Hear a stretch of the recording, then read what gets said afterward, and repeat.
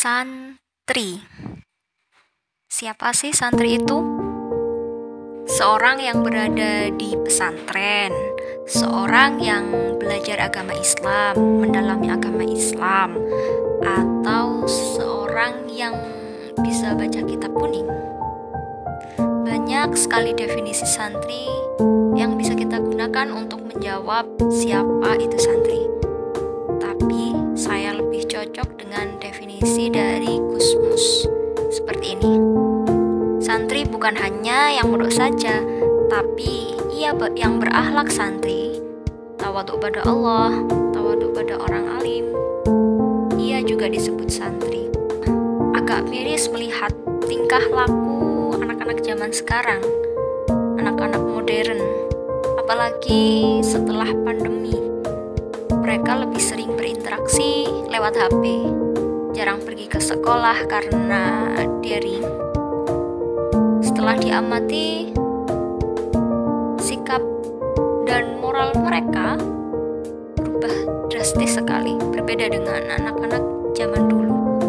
Seperti hal-hal yang sederhana saja saat bertemu guru, saat berinteraksi dengan teman sebayanya, ataupun mengetik di kolom chat grup yang ada gurunya maupun grup yang mereka buat sendiri. Ini salah satu keluhan dari orang tua wali sih, tapi saya juga pernah mengalami ketika berada dalam satu grup mengirim stiker yang kurang ada faedahnya. Ngomong-ngomong tentang HP, kita tahu bahwasanya di era modern ini kita tidak bisa dilepaskan dengan digitalisasi. Bahkan 24 jam kita sangat membutuhkan alat-alat digital. Seperti menjadi kebutuhan yang mendesak, tidak bisa terelakkan lagi. Digitalisasi, terutama HP, banyak sekali hal positif dan hal negatif juga tentunya. Mereka berbanding lurus antara positif dan negatif. Ya tergantung orangnya. Kalau mereka mempunyai filter untuk menangkal hal-hal negatif, itu akan beruntung. Tapi bagi yang nggak punya filter, ya mereka akan mengikuti arus dan meniru, bahkan mengaplikasikannya di dunia nyata. Itu yang dampak yang tidak kita inginkan sama sekali. Lalu santri hari ini harus gimana? Santri masa kini menjadi santri yang berperan. Kita telah belajar bahwa jikalau kita melihat kemungkaran, maka kita ubah dan cegah dengan cara menggunakan tangan kita. Kalau tidak bisa menggunakan lisan, ubahlah dengan lisan. Dan yang terakhir, jika tidak bisa, maka gunakanlah dengan hati. Jadi mencegahnya itu dengan tangan, lisan, lalu memakai hati. Kenapa harus kita? Kenapa harus santri? Kita diperintahkan oleh Allah Subhanahu wa Ta'ala untuk mengajak pada kebaikan dan mencegah kemungkaran. Amar ma'ruf, nahi mungkar. Jadi sudah jelas kita tidak boleh menutup mata, apalagi cuek terhadap apa saja yang terjadi di lingkungan kita.